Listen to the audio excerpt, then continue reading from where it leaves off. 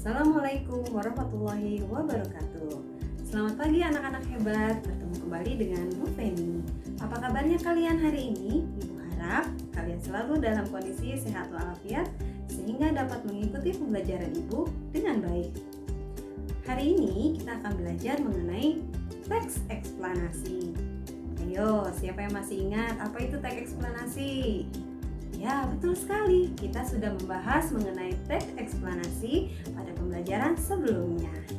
Tetapi untuk lebih memahami lagi tentang teks eksplanasi, mari kita sama-sama menyaksikan video pembelajaran berikut ini. Selamat menyaksikan. Baiklah, pada pembahasan teks eksplanasi hari ini, kita akan membahas mengenai apa pengertian dari teks eksplanasi, apa tujuan dan fungsi dari teks eksplanasi, bagaimana struktur teks eksplanasi, dan bagaimana cara kita mencari informasi penting pada teks eksplanasi. Teks eksplanasi adalah teks yang berisi tentang mengapa dan bagaimana suatu fenomena atau kejadian, peristiwa, alam, ilmu pengetahuan, sosial, budaya, dan lain sebagainya bisa terjadi. Berdasarkan pemahaman yang kita peroleh tadi, dapat kita simpulkan bahwa teks eksplanasi berisi tentang informasi yang berdasarkan fakta atau bukan berdasarkan mitos-mitos yang berkembang di masyarakat. Yang kedua, teks eksplanasi berisi informasi yang bersifat keilmuan, yaitu contohnya adalah ilmu pengetahuan alam, ilmu pengetahuan sosial, dan ilmu keagamaan. Yang ketiga, teks eksplanasi menggambarkan atau menjelaskan fenomena alam atau sosial.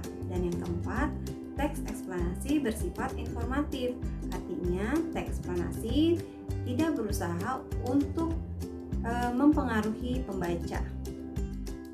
Apa fungsi dan tujuan dari teks eksplanasi? Teks eksplanasi berfungsi untuk memberikan penjelasan kepada pembaca tentang proses terjadinya sesuatu yang disusun menurut prinsip sebab akibat.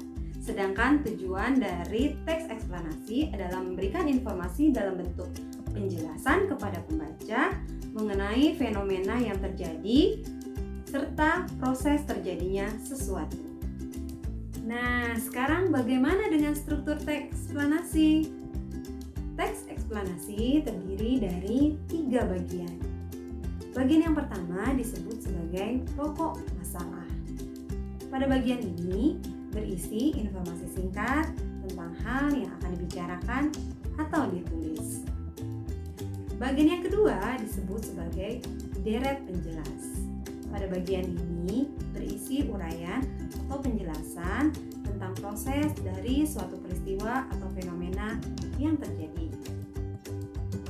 Kemudian bagian yang ketiga disebut sebagai penutup. Pada bagian penutup berisi simpulan dari teks atau pendapat penulis mengenai fenomena yang dijelaskan dalam teks. Baiklah, kita tiba pada pembahasan terakhir di video pembelajaran hari ini tentang bagaimana cara mencari informasi penting yang terdapat dalam teks eksplanasi. Ada beberapa cara untuk mencari informasi penting pada teks eksplanasi. Di antaranya adalah yang pertama, kalian harus membaca teks tersebut dengan seksama. Ya, baca dengan teliti mulai dari paragraf pertama hingga paragraf terakhir. Kemudian yang langkah kedua adalah coba pahami setiap kalimat yang terdapat dalam teks eksplanasi. Langkah ketiga adalah kalian dapat mencoba menemukan kalimat utama atau gagasan pokok pada setiap paragraf. Kemudian langkah yang terakhir adalah kalian dapat mencoba untuk membuat beberapa pertanyaan yang mengandung unsur adiksi, yaitu apa, di mana, kapan, siapa, mengapa, dan bagaimana pada masing-masing bagian struktur teks eksplanasi.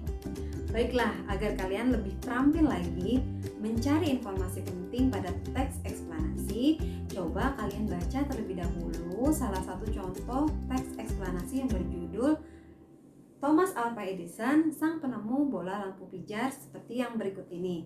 Ya, kemudian setelah itu coba kalian cari informasi pentingnya dan tuliskan atau sajikan dalam bentuk grafik seperti gambar berikut ini.